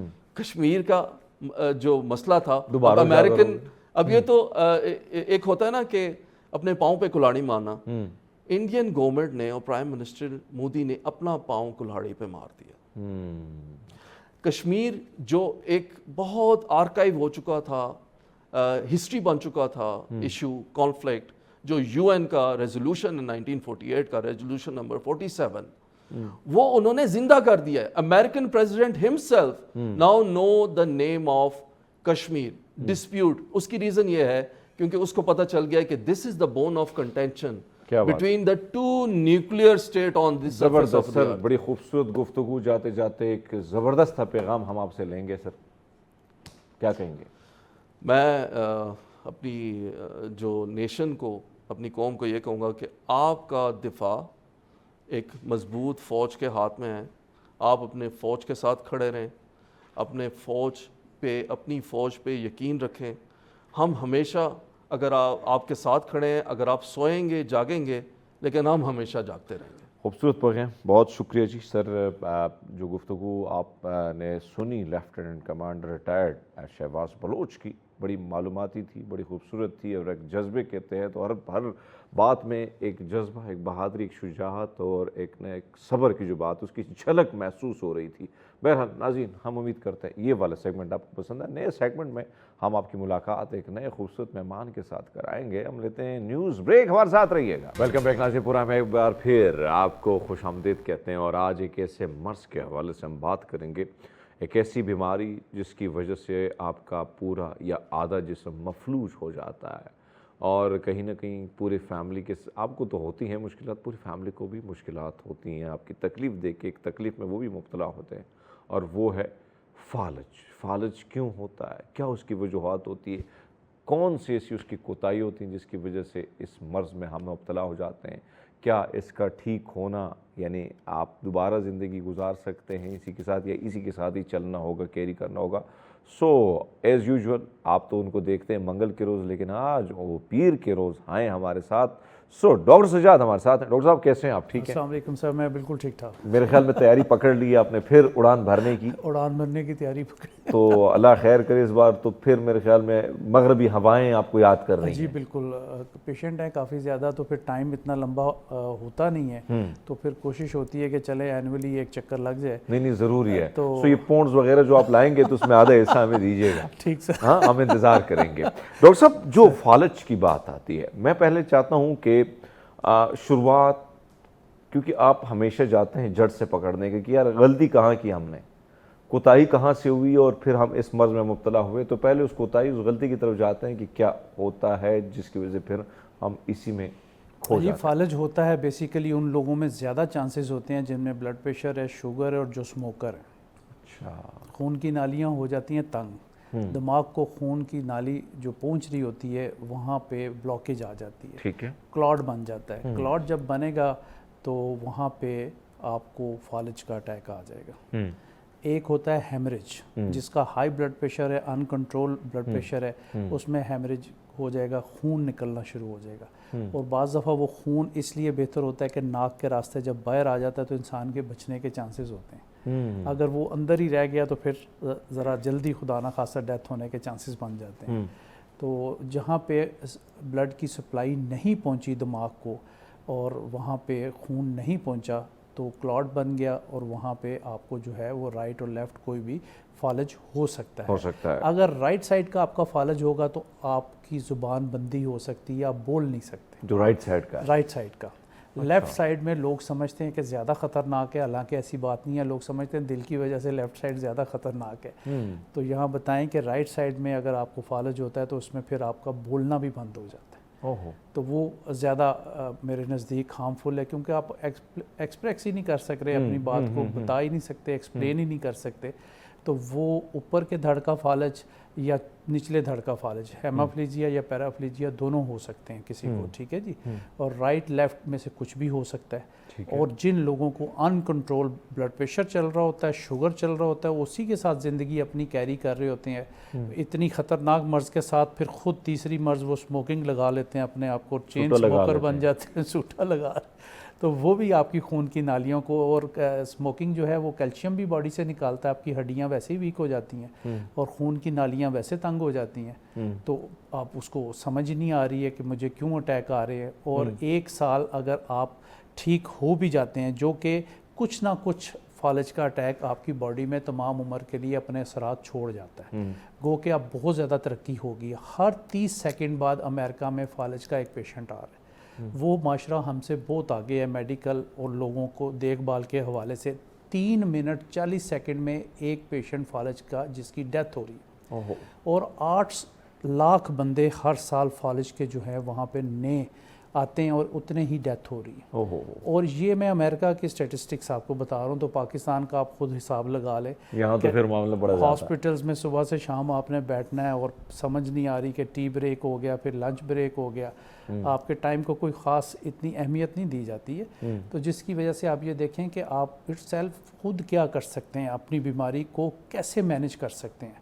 اگر آپ کو ڈائبٹیز ہوگی, اگر آپ کو بلڈ پریشر ہو گیا, تو کائنڈلی آپ کوشش کریں ایسے پریکاشن میجرز لیں کہ جس سے یہ خود بخود تو ٹھیک ہو نا, تھوڑی اویئرنیس تو آپ کو. اور آپ کے خاندان میں اگر پہلے سے شوگر اور بلڈ پریشر کا عارضہ چلا آ رہا ہے, تو پھر یہ آپ کو جو ہے وہ انہیریٹڈ بھی فالج آ سکتا ہے. کیونکہ آپ کے پیرنٹس میں چل رہا ہے پہلے یہ بیماری, فور فادرز میں بیماری چلتی آ رہی ہے, تو پھر آپ کے چانسز, آپ کے بچوں میں چانسز جو ہیں وہ زیادہ بن سکتے ہیں. اور آپ یہ دیکھیں کہ چھوٹی سی معذوری جو ہے وہ تمام عمر کے لیے آپ کے لیے پرابلم بن جاتی ہے. تو سب آتے ہیں, شروعات پہ آتے ہیں, یعنی آپ نے تو بتا دیے کہ بھئی پھر وہی معاملہ, بی پی, شوگر, ہائی, سوٹا, نقصان ہی دیتا ہے آج کل, لوگ چل کر کے ریل بنا لیتے ہیں. فیمیل بھی آ گئی ہیں سر, اس میں فیمیل بھی آ گئی ہیں. فیمیل بھی آ گئی. اچھا, ہم اس چھوٹی سی ریل کے لیے, ایک چھوٹے سے لمحے کے لیے جو ایک پل بھر کا ہوتا ہے, اس کو انجوائے کرنے کے لیے کہیں نہ کہیں ہم زندگی اپنی تباہ کر لیتے ہیں. جاتے ہیں بچنے سے, کیا کیا جا سکتا ہے؟ شروعات بچنے سے کرتے ہیں. بچنا تو دیکھیں آپ کے بس میں نہیں ہے. آپ ٹرائی ضرور کر سکتے ہیں. آپ اب ہم کتنے پروگرامز کرتے ہیں, ڈائبٹیز پہ کرتے ہیں, بلڈ پریشر پہ کرتے ہیں, پولیو پہ ہم نے کتنے پروگرام کیے ہیں, لوگوں کو اویئر دیے کہ آپ خود سے جو ہے وہ اپنے ڈاکٹر خود نہ بنے. آپ کائنڈلی کوشش کریں کہ اگر آپ کو کوئی چھوٹی سی بھی بیماری آئی ہے, ضرور اپنے ڈاکٹر سے کنسلٹیشن لیں, اور چھوٹی بیماری کو آپ بڑا نہ بنائیں. ہم مختلف لوگوں سے پوچھ کے سیلف میڈیکیشن کر کے تو پھر ہم موت کے منہ میں چلے جاتے ہیں, جو کہ ہمیں پتہ نہیں ہوتا کہ اس میڈیسن نے ان آؤٹ اس کا کیا ہے. وہی ڈاکٹر جو دل کی بیماری کا ڈاکٹر ہے, وہ دل کی بیماری کو ہی چیک کرے گا, وہ گردوں کو نہیں چیک کرے گا. ٹھیک ہے, آپ محلے میں کریکس جو بیٹھا ہوا ہے اس کے پاس دل کی بھی دوائی لینے جا رہے ہیں, گردوں کی بھی, آنکھوں کی بھی, جگر کی بھی, ہڈیوں کی بھی, سارا ڈاکٹر وہی ہے آپ. وہ اسٹیرائڈ کے انجیکشن آپ کو لگا کے اور آپ کو زبردست A1 کرتا ہے, 103 بخار 1 گھنٹے میں ختم. ڈیکسا کا انجیکشن لگا, آپ کہتے ہیں یار میں تو ٹھیک ہو گیا, پسینہ آیا, سیٹنگ بیٹھ گئی. اب وہ جو آپ کو ڈیکسا کا بار بار انجیکشن لگا رہا ہے وہ آپ کے کڈنی فیلئر کر رہے ہیں. اسٹیرائڈ آپ کو اسی ٹائم کھانسی کو بھی ایک دم آرام آ گیا. 5 بندوں کو گھر میں کھانسی لگی, 5 کو ڈاکٹر صاحب نے انجیکشن لگا دیا, جو کہ سیکھے سکھائے ڈاکٹر ہے. تو وہ فیک کر رہا ہے, اس میں ایول اور ڈیکسا مکس کر کے اس نے انجیکشن لگا دیا, تو لوگوں کو برا حال کر دیا. ٹھیک تو ہو گئے وہ, مگر یہ ہے کہ بار بار آپ اسی کے پاس جا رہے ہیں, کیونکہ وہ 200-300 روپیہ لیتا ہے, اور آپ کو 3 دن خوراکیں دے کے 1 دن میں آپ کو ریڈی میڈ کر دیتا ہے. پھر وہ 15 دن 20 دن وہ سپریش ہوتی ہے آپ کی, دوبارہ پھر بیماری نئے سرے سے اوپر کی طرف آ جاتی ہے. یعنی یہاں پہ آپ جو مینشن کر رہے ہیں اس غلطی کو, جو ہم بہت جلدی ٹھیک ہونے کے چکر میں ہوتے ہیں, اور ہم اینٹی بایوٹک کی صورت میں ہم لے لیتے ہیں اسٹیرائڈ. اچھا سر, تو ایسی صورت میں آپ کو کیا لگتا ہے کہ جو ہم میں جلد بازی کا وہ ہے کہ میں نے جلدی ٹھیک ہونا ہے, تو یہ آپ سمجھتے ہیں کہ یہ نقصان دیتا ہے؟ ہم بات کرتے ہیں فالج کی, کیونکہ آج کا ٹاپک ہے, یہ جلدی ٹھیک ہونے والا مرض نہیں ہے, اور نہ ہی ڈاکٹر کے اوپر پریشرائز کریں کہ ہمیں جلدی ٹھیک کر دیں. اس کے لیے فزیو تھیراپی آپ کو کرنی پڑتی ہے. ڈاکٹر صاحب کو اگر فالج کا اٹیک آتا ہے تو اس میں آپ کو ہیڈک بہت تیز ہونا شروع, جیسے اٹیک آنے والی کنڈیشنز ہم بتا دیتے ہیں لوگوں کو, اور آپ کا نوزیا وامٹنگ بہت تیزی سے شروع ہو جاتا ہے. بعض لوگوں کو وامٹنگ بہت زیادہ ہو جاتی ہے, جسم میں طاقت ختم ہو جاتی ہے, سن ہونا جسم شروع ہو جاتا ہے. اگر ایسی کنڈیشن ہو تو فوری طور پہ جو ہے وہ ڈاکٹر کے پاس چلے جائیں. پہلے 1 سے 2 گھنٹے جو ہیں وہ بڑے گولڈن آورز ہوتے ہیں, اس میں آپ ہمارے راولپنڈی میں RIC میں فالج کا پورا انہوں نے یونٹ بنایا جس میں 24 آورس کے اندر اندر اگر آپ پہنچ جاتے ہیں تو آپ کے کلاٹ کو جو ہے وہ ڈسپیئر کیا جا سکتا ہے. اچھا تو یہ 24 آور سے 24 آورس کے اندر اندر وہاں پہنچ جائیں. تو RIC میں پورا یونٹ یہ کام کرتا ہے جہاں پہ آپ کو ایسا انجیکشن TPA کا ایک انجیکشن اس کا نام ہے وہ لگا دیا جائے تو آپ کا کلاٹ جو بن رہا ہوتا ہے وہ ڈسپیئر ہو جاتا ہے. اچھا اب جب خون کی نالی چل پڑی تو آپ بھی چل پڑیں گے, آپ بھی چل پڑیں. آپ کے لیے بھی بہتر. اچھا ڈاکٹر صاحب لیٹ سپوز جو آپ کو اس وقت گاؤں میں لوگ دیکھ رہے ہیں, ڈاکٹر دیکھ رہے ہیں, وہاں پر صورت ایسی نہیں ہوتی جو آپ اسلام آباد, راولپنڈی, کراچی, لاہور میں ہے, تو کیا ایمرجنسی کی صورت میں کیا ایسا کیا جا سکتا ہے تاکہ آپ کا جو بندہ ہے وہ زیادہ نقصان میں نہ جائے؟ ایک تو یہ ہے کہ بندے کو تھوڑی سی کروٹ دے کے آپ لٹا دیں تاکہ اس کا جو سلائیوا یا تھوک ہے یا الٹی ہے وہ اندر نہ چلی جائے. اگر وہ لنگز میں چلا جائے گا تو اور ڈینجرس ہو سکتا ہے. اور بعض لوگوں کو بار بار وہ اندر چلا ہوتا ہے جس سے کہ ان کو نمونیا کاز کرتا ہے اور نمونیا پھر بعض دفعہ سنبھل نہیں آتی تو ڈیتھ بھی ہو جاتی ہے. اور جو لوگ لمبے عرصے کے فالج کے پیشنٹ ہوتے ہیں ان کو چاہیے کہ بیڈ سور نہ ہو, ان کو تھوڑی دیر کے بعد کروٹ خود بخود چونکہ وہ نہیں لے سکتے ہیں بعض دفعہ, نچلے دھڑ کا فالج ہے یا اوپر کے دھڑ کا فالج ہے تو ایک اٹینڈنٹ ہونا بہت ضروری ہے. تو یہاں پہ چلتے پھرتے لوگوں کے ساتھ کوئی نہیں دیتا تو بیماروں کے ساتھ تو بہت مشکل ہے. جیسی ٹائم چل رہا ہے آپ خود دیکھیں کہ کتنا حالات ایسے نہیں ہیں. وہ کہتے ہیں کہ بیماری میں سایہ بھی ساتھ چھوڑ جاتا ہے. تو وہ آپ نے جو ابھی باتیں کی ہیں کہ کس طرح ہم بچ سکتے ہیں, ہم اسی طرح بچ سکتے ہیں کہ ہم اپنے اوپر تھوڑا سا قدغن لگائیں کہ اگر ہمیں شوگر ہے, بلڈ پریشر ہے اور ہم چین اسموکر ہیں, ہم ان چیزوں کو کنٹرول میں لے کے آئیں گے. ان کنٹرول چیزیں کسی قسم کی بھی باڈی میں آپ کو کسی نہ کسی بیماری کی طرف مزید مبتلا کر دیتی ہے.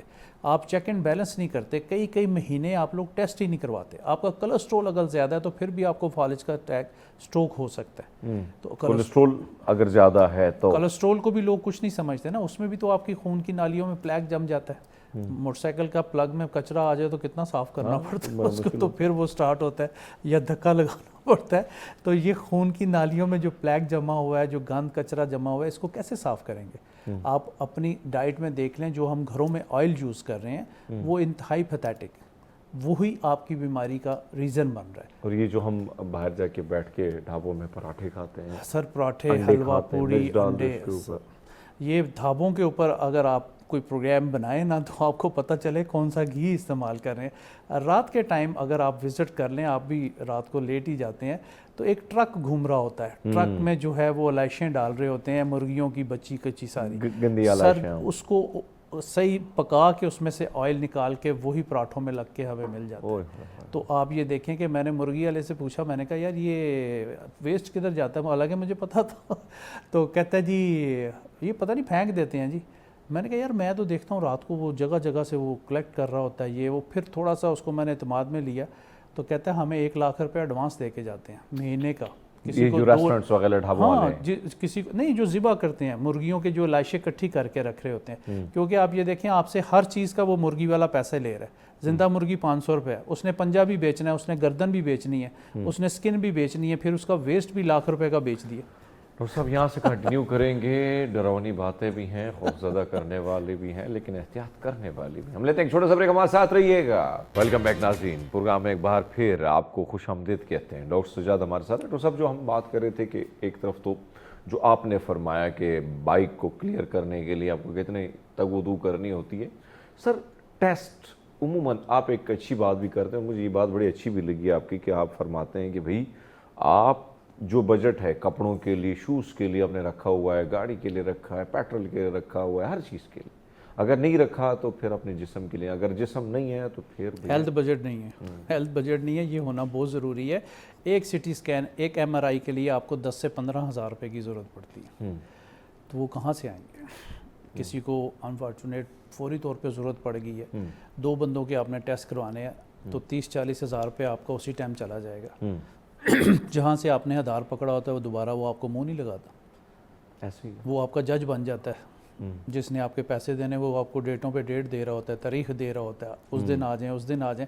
اپنے پیسوں کے لیے آپ منتیں کر رہے ہوتے ہیں کہ بھائی مجھے پیسے دے دو. ایک اچھی بات ہے, کسی کی ہیلپ کرنا بہت ہی اچھی بات ہے زندگی میں, مگر کسی نے آپ کی اچھے برے وقت میں اچھا ساتھ دیا تو آپ کوشش کریں کہ اس کو لوٹا دیں اس کے پیسے, کیونکہ یہ چیزیں جو ہیں وہ لوگ لے کے جاتے ہیں. ہمیں بھی بہتوں نے لوگ دکھ دیے ہیں, پیسے ہی نہیں دیے. پھر تو یہ بات ہے کہ اپنا ہیلتھ بجٹ جو ہے ضرور تھوڑا سا اس کو مینٹین کریں، گھر میں پڑے ہونے چاہیے کچھ پیسے خدا نہ خواستہ، کیونکہ آج کل ساری چیزیں جو ہیں میڈیکل سائنس جو ہے وہ ٹیسٹوں کے اوپر چلے گی. نبض شناس کم ہو گئے، پہلے تو نبض بیان کے نا تو آپ کو بتا دیتے تھے جی کہ آپ کو یہ مسئلہ یہ ہو گیا، مگر اب میڈیکل کی فیلڈ میں لیٹسٹ سے لیٹسٹ جو ہے وہ ٹیسٹ آتے جا رہے ہیں. اب ٹی بی گولڈ کا اگر آپ ٹیسٹ لے لیں 8-10 ہزار روپے کا ٹیسٹ ہے وہ، تو اس میں اب بعض دفعہ ٹی بی کا پتہ ہی نہیں چل رہا ہوتا تھا کہ آپ کو مونٹیکس کرا رہے ہیں، تو آپ کو پتہ ہی نہیں چلتا تھا کہ آپ کو ٹی بی ہے کہ نہیں، دوائی کھا لی تھوڑی عرصے کے بعد پھر ٹیسٹ کرا لی. اب اس میں لیٹسٹ ٹیسٹ بھی آ گئے ہیں NIH میں، وہ مفت ہیں. لوگوں کو یہ بھی اویئرنیس ہونی چاہیے کہ وہاں پہلے پتہ کر لیں گورنمنٹ کے ہاسپٹلز میں، اگر وہاں پہ ٹیسٹ اویلیبل ہیں تو آپ کے پیسے بچ جائیں گے. تھوڑا سا رش ضرور ہوگا، مگر یہ ہے کہ جو لوگ نہیں افورڈ کر سکتے وہ ضرور ہاسپٹلز کی طرف رخ کریں. جو لوگ افورڈ کر سکتے ہیں وہ تو 1 منٹ سے پہلے جا کے کہیں سے بھی کروا سکتے ہیں، مگر چونکہ میڈیکل ٹیسٹ کی طرف ہمارا توجہ نہیں ہوتی کئی سال، جب تک کہ خدا نہ خواستہ کوئی بری بیماری نہ لگ جائے، کوئی ایسی وراثت میں ملی ہوئی چیزیں، پیسہ تو کم ملتا ہے، بیماریاں زیادہ ملتی ہیں. وراثت میں زیادہ ملتی ہیں. میں نے ابھی آپ کو بریک میں بھی بات کی کہ بھئی شوگر بی پی ہمیں وراثت میں ملے ہوئے ہیں. سو سر یہ چیز آپ ضرور سمجھتے ہیں. آپ نے دیکھا ہوتا ہے کہ فالج میں بہت سارے لوگ گر بھی جاتے ہیں اور مسائل اور بھی بڑھ جاتے ہیں، تو ایسی صورت میں اس کی کیئر کرنا کتنی ضرورت ہوتی ہے؟ اور ایک اور چیز جو میں آپ سے جاننا چاہتا ہوں کہ سر جو آپ نے لیفٹ اور رائٹ کی بات کی، رائٹ میں زبان پکڑی جاتی ہے تو بلکہ اس قسم کی چیزیں جو آپ کے سامنے آتی ہیں آپ کو تکلیف دیتی ہیں، تو کیا سر یہ پھر ٹریٹیبل ہے؟ کیا ٹریٹمنٹ اس کی ہو سکتی ہے؟ کیا ہو سکتا ہے؟ جی بیسیکلی آپ کا جو رائٹ دماغ ہے وہ لیفٹ کو کنٹرول کر رہا ہے، لیفٹ جو ہے وہ رائٹ کو کنٹرول کر رہا ہے. گرے میٹر اور وائٹ میٹر 2 میٹرز اندر چل رہے ہوتے ہیں، ٹھیک ہے، وہ ایک دوسرے کو کنٹرول کر رہے ہوتے ہیں. اس میں جو ہیلپ فل ہے وہ سب سے زیادہ فزیو ہے. آپ کا فزیو تھراپسٹ جو ہے وہ آپ کو اس قابل کر دیتا ہے کہ آپ زندگی کے عام معمولات کی طرف واپس لوٹ جائیں. اچھا، مگر اس کے لیے بہت ایکسپرٹ بندہ ہونا چاہیے.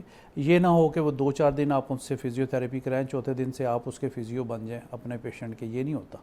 اس میں یہ ہے کہ اگر آپ کو ڈاکٹر صاحب نے کہا ہے کہ 1 مہینہ آپ نے فزیو تھراپی کے لیے آنا ہے تو پھر آپ کو جانا ہے. اگر پیشنٹ اس قابل نہیں ہے کہ وہ ہاسپٹل کی طرف موو کرے تو گھر میں فزیو تھراپسٹ کی فیس تھوڑی زیادہ ہوتی ہے، مگر وہ کروانا بہت ضروری ہوتا ہے. آپ کی مسلس کی واپسی کے لیے وہ فزیو تھراپسٹ ہی ایک ایسا ڈاکٹر ہے جو کہ آپ کو، اب لوگ جو ہے وہ DPT جو کرتے ہیں، بچے کرتے ہی نہیں ہیں جی ہمیں مالشیا میں شروع ہو جائیں گے، ہم DPT نہیں کرتے.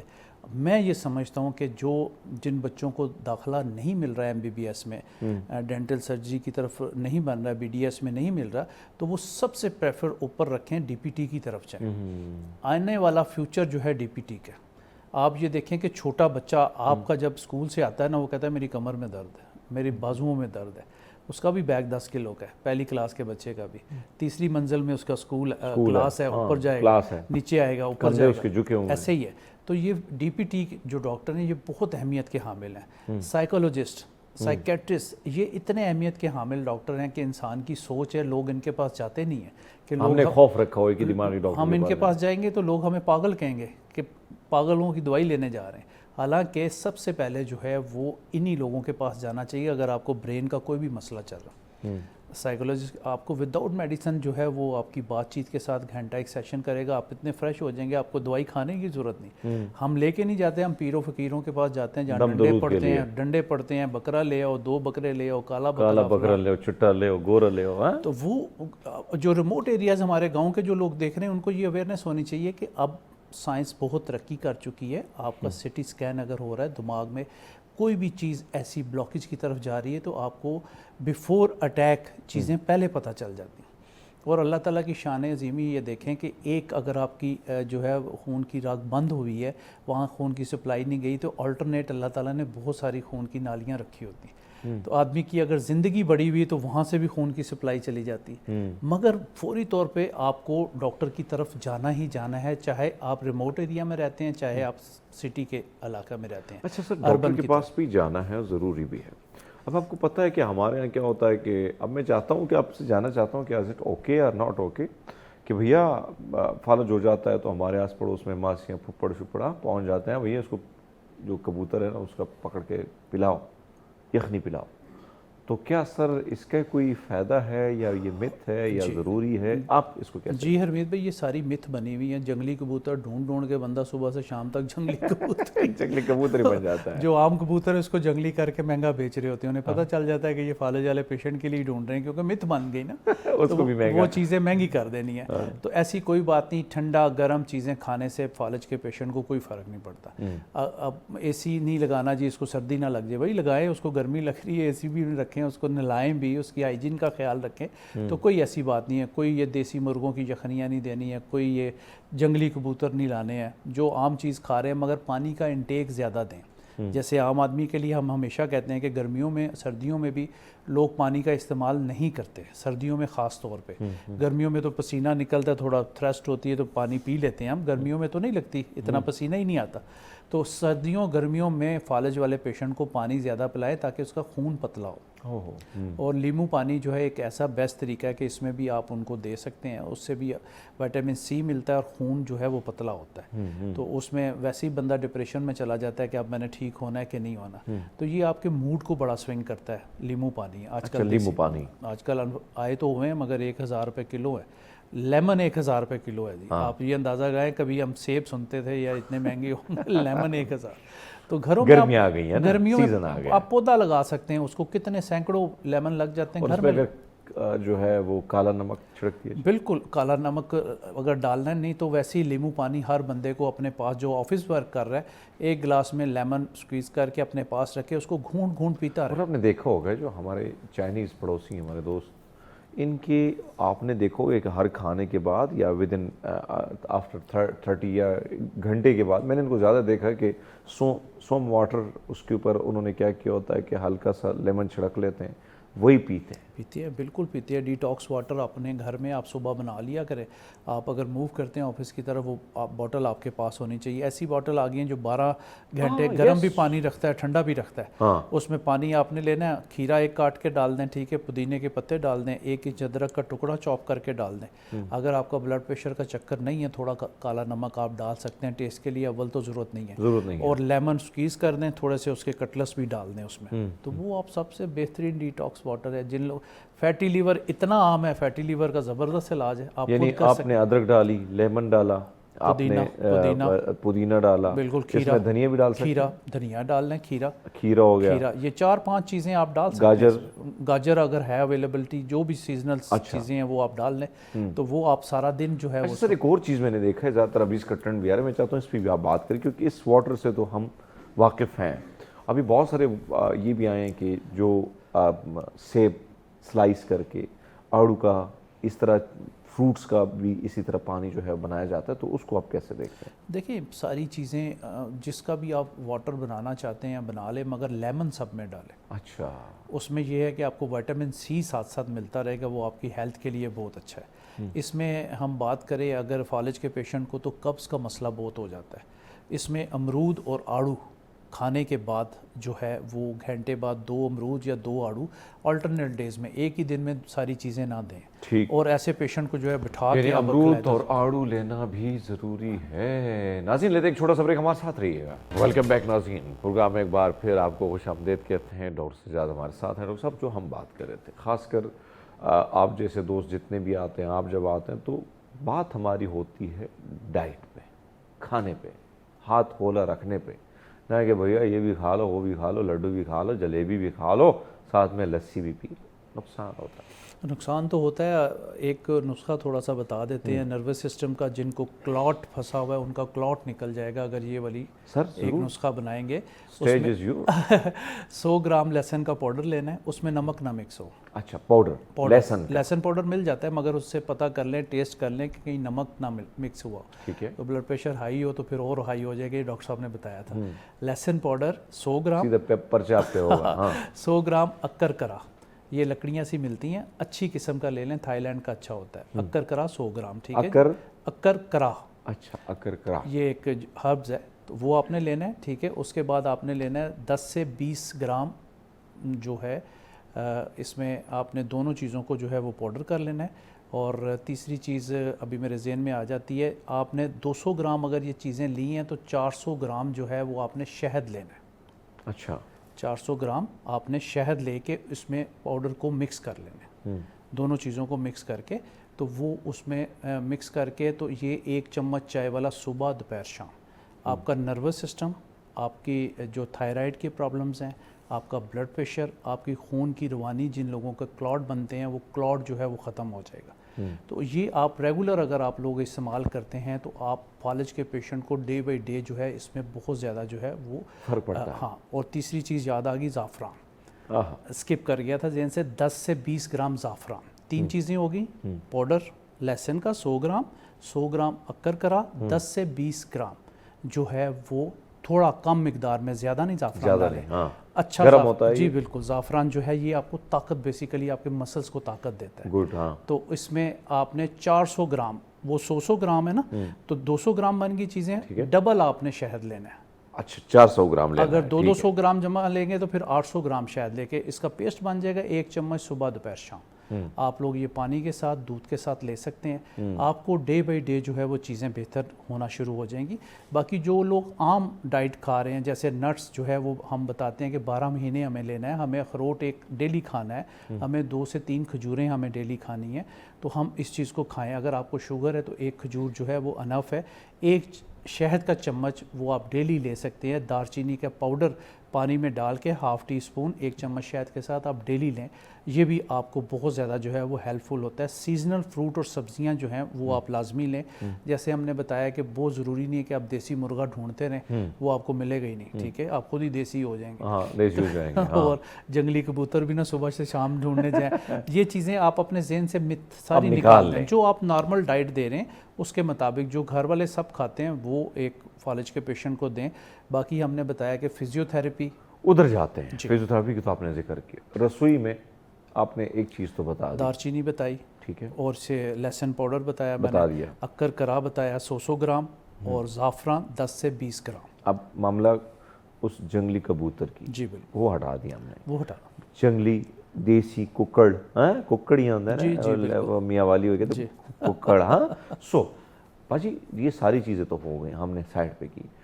क्या मज़ीद ऐसी चीज़ें जिसको जूस यानी मीन्स के कोई सूप ऐसा हो, चाहे वो सब्जियों का है चाहे वो है, कौन सी ऐसी चीज़ है जो फालज के मरीज़ के लिए ज़्यादा बेहतर सूटेबल है? कोई ख़ास चीज़ नहीं है, मतलब ये कि अपने देखने सुनने वालों को बताएं कि कोई स्पेशल आपने उसके लिए अरेंजमेंट नहीं करना। जो आम लोगों को ज़रूरत है ज़िंदगी को ताकतवर रखने के लिए, वही चीज़ें आप उसको दे दें। स्पेशल देसी घी ना ढूंढने चले जाएं, आपको खुशबू मिलेगी, देसी घी नहीं मिलेगा। एसेंस डाला हुआ डालडा में आपको वही 4000 रुपये किलो आपको दे दिया जाएगा। आप अपनी तरफ से सेटिस्फाइड है कि मैं तो पैसे बड़े ज़बरदस्त दे के आया, मगर बंदे की सेहत नहीं बन रही। तो आप कोशिश करें कि जो आम आदमी खा रहा है, अगर उसका कोलेस्ट्रोल लेवल, फालज वाले पेशेंट को बार बार फिर हमें चेक करवाना पड़ता है, लेकिन कोलेस्ट्रोल तो हाई नहीं है, तो फिर आप चर्बी वाली, चिकनाहट वाली, तली हुई चीज़ें, तड़के वाली चीज़ें उसको ना दें। अच्छा, वो खुराकें उसमें से निकाल दें। वो आम आदमी के लिए भी हार्मफुल है जो कि एक्सर्शन नहीं करता। आप जैसे स्मार्ट लोग जो दिन में एक्सर्शन करते हैं, वॉक करते हैं, एक्सरसाइज, वो खाएं तो कोई मसला नहीं है। अच्छा, हम खा सकते हैं सर 1 घंटा अगर आपने बताया कि मैं एक्सर्शन करता हूँ, मैं वॉक करता हूँ, तो फिर तो आपका हक बनता है कि आप खाएं। अगर आपने बैठे रहना है और खा पी के उधर ही ढेर हो जाना है, फिर अपने आप में वरीड हो जाएंगे, किसी दिन ब्लास्ट हो सकता है बहुत बड़ा। वो किसी भी आपको स्ट्रोक की शक्ल में आ सकता है, आपका बीपी हाई हो सकता है, हेमरेजिक हो सकता है, आपका ब्रेन में से खून निकल सकता है। कई दफ़ा लोग बैठे होते हैं ना, खून नाक में से निकलता है, रुमाल भरना शुरू हो जाता है और पैनिक क्रिएट कर देता है। तो ये वही वजह होती है जहाँ आपका बीपी अनकंट्रोल होता है और वो आपकी खून की नाली फट जाती है। अच्छा। और ये भी अल्लाह की ब्लेसिंग है कि वो नाक के ज़रिए खून बाहर आ जाता है, कहीं अंदर क्लॉट नहीं जम जाता। तो फिर इसका तरीकाकार ये होता है कि फौरी तौर पे सिटी स्कैन इसका करवा लेना चाहिए, ताकि उसमें से जो है वो एक सिटी एनजीओ होती है जिसमें कि पूरे ब्रेन का जो है वो स्कैन सामने आ जाता है। जैसे दिल का भी सिटी एनजीओ आया हुआ है कि एक एक चीज़ दिल की जो है वो डॉक्टरों को पता चल जाती है। बड़े टेस्टों से मुताबिक ये 20-25 हज़ार रुपये का टेस्ट है, तो उसमें आपकी एक एक चीज़ जो है वो पता चल जाती है। ऐसे इंजेक्शंस आ चुके हैं जो कि क्लॉट को जो है डिसअपेयर कर देते हैं, तो आदमी जो है वो अपनी दुनिया में वापस चला जाता है। तो मैंने बोला है कि 24 आवर्स बड़े قیمتی ہوتے ہیں کہ 24 گھنٹے میں آپ جتنی ممکن ہو سکے، جیسے دل کے اٹیک میں بھی فرسٹ آور گولڈن آور کہا جاتا ہے کہ فوری طور پہ ہاسپٹل کی طرف رش کریں، نہ کہ گھر میں آپ مختلف چیزیں کرتے جائیں. تو فوری طور پہ جو ہے وہ آپ کال کریں ایمرجنسی اور وہاں اپنے پیشنٹ کو لے کے جائیں. آپ چونکہ ڈاکٹر نہیں ہیں، گھر میں آپ نے ایمرجنسی کا سامان بھی نہیں رکھا ہوا، فالج آپ کو ہو گیا، آپ ڈسپرین کھلا رہے ہیں، آپ ڈسپرین کھلانا شروع کر دیتے ہیں اور ہی بیڑا گرک تب ہو جاتا ہے وہ، مطلب یہ کہ خون پہلے ہی اتنا پتلا ہوا ہے اور کھلا کے، اور اس کا آپ کو پتہ تو ہے نہیں ہے. تو یہ بھی میں یعنی ایک چیز جو آپ ہماری کوشش آپ سے یہ ہوتی ہے کہ وہ والی چیزیں جو مت بنی ہوئی ہیں. اب میں نے یہ خوراک کا آپ سے اس لیے پوچھا کہ بھئی گرم گرم چیزیں کھلاؤ، گرم گرم. ایسا کوئی مسئلہ نہیں ہے. کوئی خون اندر ٹھنڈا تو نہیں ہوگا ایسی کوئی بات نہیں ہے. ویسے ہی خون دوڑ رہا ہے جیسے آپ کے اور میرے اندر جسم کے اندر جو وہ گرمائش ہے وہ ویسے ہی آپ یہ دیکھیں کہ جب آپ ہاسپٹل کی طرف جاتے ہیں تو ہاسپٹل تو سارے اے سی ہوتے ہیں، ایئر کنڈیشن ہوتے ہیں، وہاں تو اس کو گرم کمرے میں نہیں ڈالا جاتا. تو کوشش کریں کہ اس طرح کی جو مت پرانی بنی ہوئی ہیں وہ چلتی چلی آ رہی ہیں. آج تو گوگل کا زمانہ ہے، لوگ ٹک کر کے پہنچ جاتے ہیں آگے سے آگے. آج کل تو Google chat G P T پہ اپنے علاج ہی کر لیں. تو اس میں یہ ہے کہ اپنی تھوڑی بہت ریسرچ دیکھیں. باقی آج کے پروگرام میں ہم نے بہت ساری مت کو جو ہے وہ کہا ہے کہ یہ ختم کرنے کی کوشش کی ہے. لوگوں کو بھی اس طرف ہونا چاہیے کہ جنگلی کبوتر نہیں ڈھونڈنا ہے، دیسی مرغا نہیں ڈھونڈنا ہے. آپ جو گھر میں یخنی بنا رہے ہیں عام گوشت کی، مٹن کی، جو آپ کھاتے ہیں گھر میں، وہی اپنے اس پیشنٹ کو، یعنی اگر آپ اس کو روٹین بنا لیتے ہیں تو آپ کو فائدہ آپ کے پیشنٹ کو فائدہ ہو سکتا ہے. مگر کوشش کریں کہ پھر فزیو تھیراپی کا اس میں بڑا اہم رول ہے کہ زیادہ سے زیادہ جو ہے فزیو تھیراپی کی طرف جایا جائے. ٹھیک ہے، نیورو سرجن کو چیک کرایا جائے کہ آپ کی مینٹل ہیلتھ کیسی ہے، وہ سی ٹی اسکین سے اخذ کرے گا. کوئی بھی میڈیسن دیتا ہے تو وہ آپ کنٹینیوٹی میں جو ہے وہ اس کو یوز کریں گے تو آپ کو فائدہ ہوگا. اچھا، ہمارے بڑے پیارے دوست بخاری صاحب ایکٹیو بھی رہتے ہیں، آپ نے دیکھا ہوتا نا، وہ دیسی چیزوں میں بڑے بلیو کرتے ہیں. وہ کہتے ہیں یار آج کل دیسی مرغیاں مل نہیں رہی ہیں، ککڑ نہیں مل رہے ہیں، تو کیا بائلر جو ہے یہ ہمارے لیے بھی ٹھیک ہے، اور وہ جو پیشنٹ ہیں ان کے لیے کیا یہ سود مند؟ بائلر مرغ تو کسی کے لیے بھی ٹھیک نہیں ہے. ایک بہت بڑی بات کرنے لگا ہوں، کیونکہ اس میں یہ دیکھیں کہ اس کی جو ڈائٹ ہے اس میں اینٹی بائیوٹک کا استعمال، اسٹیرائڈ کا استعمال کر کے اس کو 40 دن میں 2 کلو کا کیا جا رہا ہے. جبکہ آپ گاؤں میں جاتے ہیں، وزٹ کرتے ہیں، مرغیاں پھر رہی ہیں، آدھا کلو نہیں ہوتی 6 مہینے میں، جو نیچرل دانا شانہ چوک کے کھاتی ہیں، چھوٹے چھوٹے چوزے ہوتے ہیں، آدھا کلو. ان میں طاقت بہت ہے، وہ آپ سے پکڑی بھی نہیں جاتی. شیور کو آپ بھگائے نا 1 منٹ میں پکڑ لے گا چھوٹا بچہ بھی جا کے. اور دیسی کے پیچھے بچہ بھگائے، وہ مرغی کبھی اوپر کبھی نیچے، وہ مطلب کتنی ایکٹیو ہوگی. جب آپ اس کا گوشت یا یخنی پئیں گے آپ بھی ایکٹیو ہوں گے. تو یہ شیور جیسے ہے، وہ ہمارے بچوں کو بھی انہوں نے ڈھیلا ڈالا کر دیا، بیٹھے ہی رہتے ہیں. مطلب ہر جنک فوڈ، فاسٹ فوڈ اس کے بغیر ناممکن ہے. ٹھیک ہے جی. یعنی آپ سمجھتے ہیں کہ بخاری صاحب کو جو میٹرک کے زمانے میں مرغی کے دیسی پیچھے بھاگتے تھے، اب اس کو دوبارہ بھاگنا پڑے گا؟ اس کو بھاگنا پڑے گا. ایک بڑی چین کے ساتھ پرسوں میرا کھانا تھا، پنڈی اسلام آباد کی بہت بڑی فوڈ چین ہے، تو ان کے میں تھوڑا ٹریٹمنٹ وغیرہ کر رہا تھا، تو انہوں نے شیور کا یہی والا سوال پوچھ لیا، تو ان کا تو سارا 80-90% سارا اس پہ چل رہا ہے. میں نے کہا آپ اپنے گھر میں کم از کم نہ لے کے جائیں. ہاں، گھر میں کم از کم. ناظرین، امید کرتے ہیں آج کا یہ سیگمنٹ آپ کو پسند آیا ہوگا. خاص کر ہماری کوشش تھی کہ وہ ساری چیزیں جس کو آپ گھر میں استعمال کرتے ہیں اور لوگ بڑی بڑی باتیں کرتے ہیں وہ مت ثابت ہوتی ہیں. ڈاکٹر صاحب نے ساری چیزوں کی آواز سے کلیئرٹی دے دی. ناظرین، ہم آپ سے اور ڈاکٹر صاحب سے بھی لیتے ہیں اجازت. انشاءاللہ کل دوبارہ ملاقات کریں گے نئے مہمانوں کے ساتھ، نئے سیگمنٹ کے ساتھ، نئے ٹاپک کے ساتھ. اب تک کے لیے مجھے اور میری ٹیم کو دیجیے گا اجازت. اللہ حافظ.